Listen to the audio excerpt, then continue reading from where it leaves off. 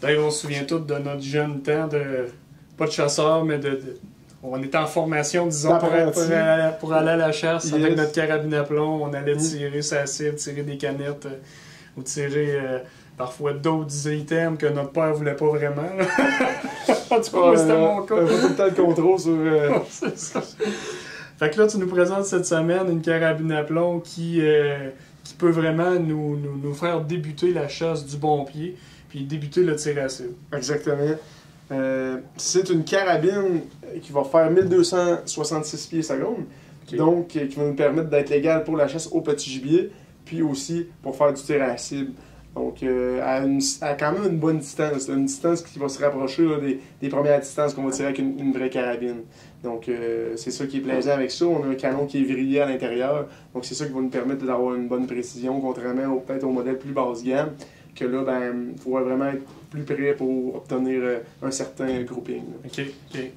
C'est une carabine qui a plusieurs caractéristiques intéressantes. Tout d'abord, elle est vendue avec un télescope. Oui, le télescope vient avec, les montures, puis c'est quand même un télescope, là, il y a une certaine qualité, une certaine clarté pour une carabine à plomb, là, c'est plaisant. Ah oui, un 3940, c'est pas n'importe quoi, c'est quand même un gros télescope. Ben non, c'est ça, exactement. Puis on a aussi la base qui est en dessous, on a une base qui est fixée directement sur les tracks du canon. Okay. Ça permet de... c'est versatile, donc on pourrait enlever le télescope, on pourrait mettre un red dot, on pourrait mettre un laser, on peut s'amuser, on peut carrément tout enlever, puis utiliser les mires. On a des bonnes mires en fibre optique sur la carabine à plomb. Donc je sais qu'il y a des gens qui aiment ça faire du tir en mire. Souvent on commence de cette façon-là, on peut le faire, et puis ça va être agréable. Oui.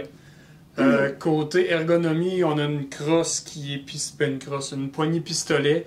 Donc c'est facile à prendre en main, très agréable de tirer avec ça. Oui, facile d'avoir une bonne posture, puis d'avoir souvent la même posture pour avoir le meilleur tir possible. Puis la grosse particularité que je pense de cette carabine à plomb-là, c'est le petit module ici qu'on a, qui est une roulette qu'on peut mettre jusqu'à 10 plombs. Donc, il faut quand même basculer le canon pour armer l'arme, mais on n'a pas besoin de toujours mettre un plomb. Donc, le plomb va se mettre automatiquement dans le canon, on va être déjà prêt à tirer. Fantastique, fantastique. Donc, on invite les gens à venir voir cette belle carabine-là en boutique. On va pouvoir donner toutes les informations aussi de sécurité, tant qu'à y être, là, pour cette carabine-là. Ah oui, quand on commence, si on est plus jeune, il faut tout le temps avoir les parents qui soient pas loin. Souvent. Puis même les adultes qui commencent, il y en a souvent qui viennent chercher ça pour voir, avant d'acheter une carabine, si on aime ça faire de la chasse ou du tir. C'est ça. C'est très versatile et très plaisant pour un peu tout le sport de tir et de chasse. Donc son nom, la Gamo Roadster, venez voir ça en magasin, c'est disponible chez Nature Chasse et Pêche. Merci Dave. Yes, merci beaucoup.